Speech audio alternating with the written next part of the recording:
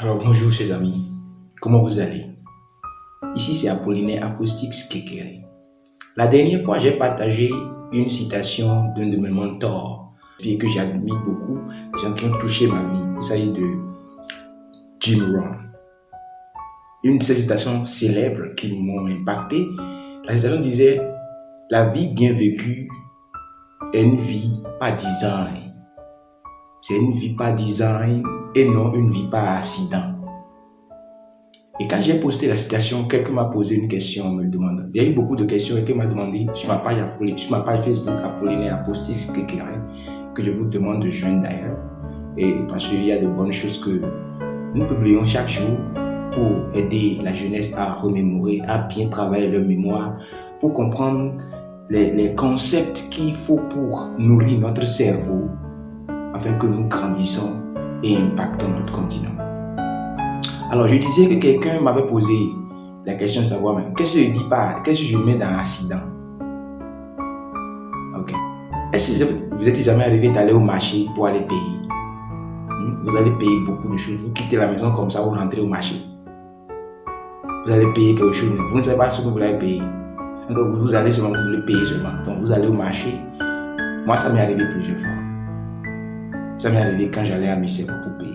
Donc quand j'allais à Misséro pour payer un t-shirt par exemple maintenant, je sors seulement de la maison, je rentre seulement. Ce que je paye là, j'ai mis ça dans ma tête ici.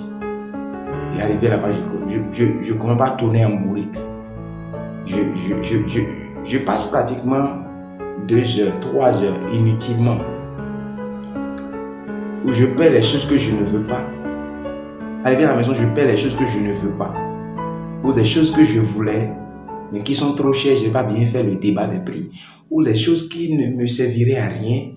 En fait, je revenais à la maison découragé et je me culpabilisais, me disant, mais comment je peux aller au marché comme ça et revenir sans que je n'ai pas de satisfaction de ce que je voudrais. Je vous montre par là exactement ce qui veut dire vivre sans plan, vivre sans design, une journée, une vie. C'est le même cas qu'aller au marché sans une liste de ce qu'on veut payer. La vie au dehors de nous est comme le marché Misséro ou le marché n'importe quoi. Si on ne dresse pas la liste, si on ne fait pas le plan, c'est comme si on veut construire la journée, mais on n'a pas de plan en tête. Et si au soir de la journée, on nous demandait qu'est-ce que tu as pu attirer de la journée aujourd'hui, qu'est-ce qu'on peut dire? Dites-moi. Quelqu'un qui est sur le terrain de football, qui fait tout le tour du terrain, et qui tire dans tous les sens. Le soir, on lui demande, tu as marqué combien de buts? Il va te dire, il n'y a pas de but. Il n'avait pas un objectif, il n'avait pas quelque chose dans lequel il fallait viser pour mettre le but dedans. Donc le soir, vous revenez bredouille parce que vous n'avez pas touché un objectif de la journée. Quelqu'un me dira, mais ça ne sert à rien, non? Voilà, on n'a pas besoin de ça. Une journée seulement, ça ne fait pas quelque chose. Une journée fois 360, fois 5, fois 10. Vivre chaque jour sans aucun plan, c'est comme vivre comme un accident de la circulation.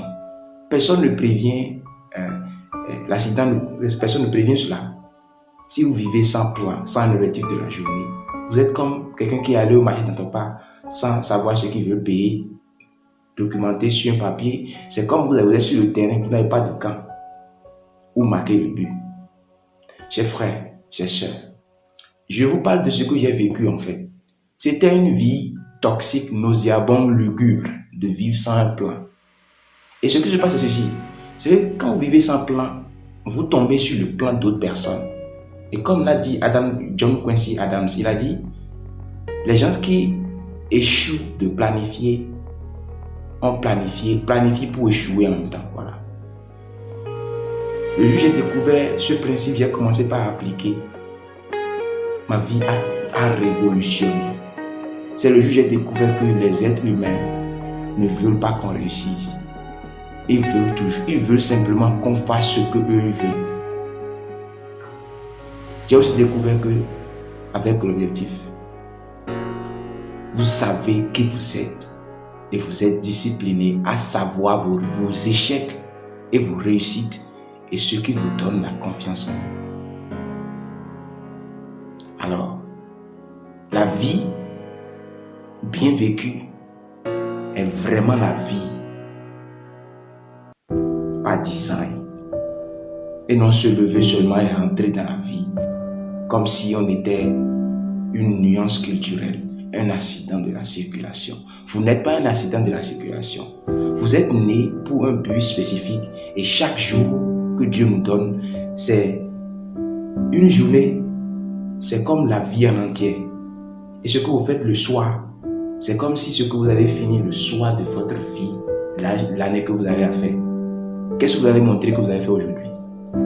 Dans votre tête, qui a vu ça? Personne n'a vu ça. Vous êtes l'architecte de votre vie. C'est vous qui posez de votre vie.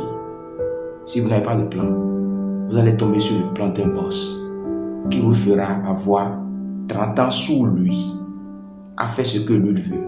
Jamais ce que vous êtes né pour faire. Comment alors planifier une journée? Comment savoir les objectifs à atteindre dans une journée?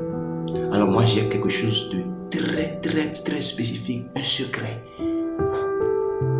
Faites la liste de tout ce que vous ne voulez pas dans la journée. Faites cette liste. Et si la liste est prête, parlez-nous en commentaire ou rejoignez-nous sur un de nos numéros. Et nous allons vous dire quoi faire encore à la suite. Et vous n'êtes pas né pour devenir le valet ou bien l'employé de quelqu'un seulement. Vous êtes né aussi pour employer. Moi, c'était Apollinaire Apostix qui la vie par design, c'est la meilleure vie possible. Agréable journée.